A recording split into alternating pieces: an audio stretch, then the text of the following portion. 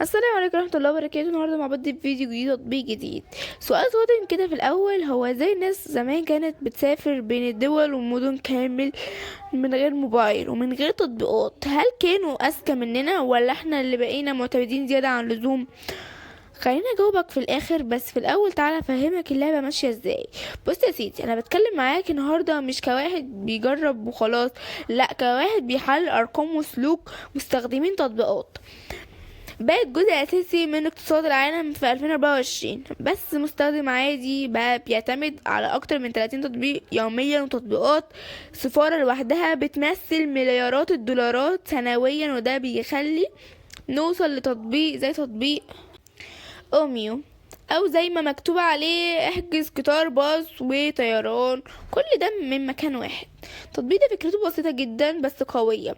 بدل ما تدخل على مواقع كتير وتقارن، وهو بيجمع لك رحلات من شركات مختلفة، سواء قطارات او باصات او طيارات، وعرض ليك كل اختيارات قدامك في ثواني. ومن وجهة نظري تحليل بيوفر وقتك بنسبة ممكن توصل ل70% مقارنة بالطريقة التقليدية. تيجي بقى للمميزات. أول حاجة، استخدام ذكي جدا مصمم انه تقليل عدد الخطوات لأقل حد، وده ممكن لأنه كل خطوة زيادة بتقلل احتمالية انك تكمل الحجز تاني.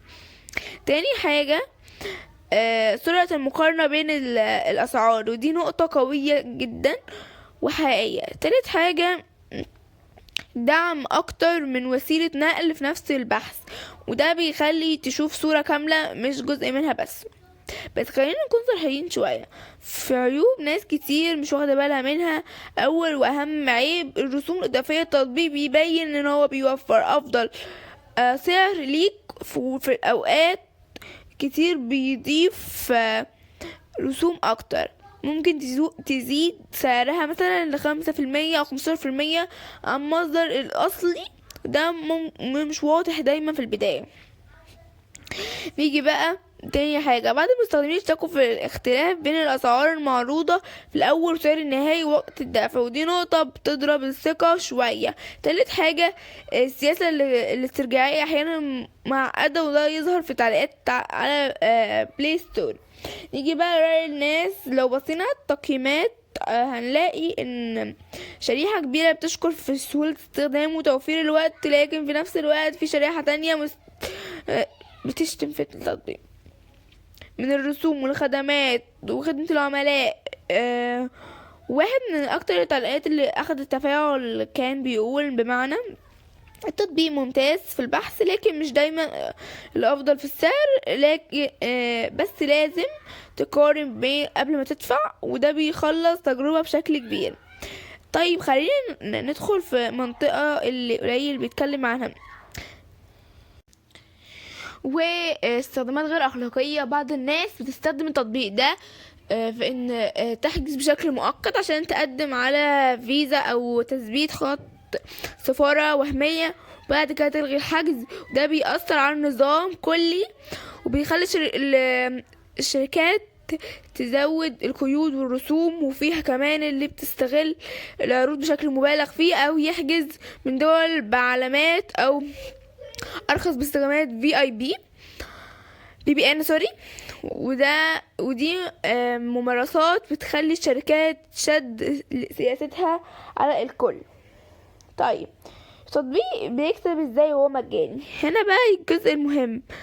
ايمومي يعتمد على عمولة من شركات النقل، وكمان بياخد رسوم خدمة على بعض الحجوزات، وفي حالات معينة بيعرض نتائج مدفوعة او مفضلة. يعني ببساطة هو مش وسيط محدي 100%، ودي نقطة لازم تبقى فاهمها.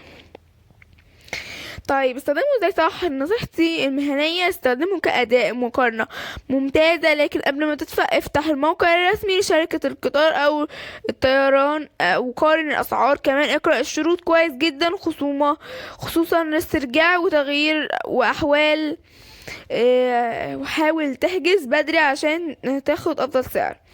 لو بتدور على بديل، عندك كذا اختيار اقوى.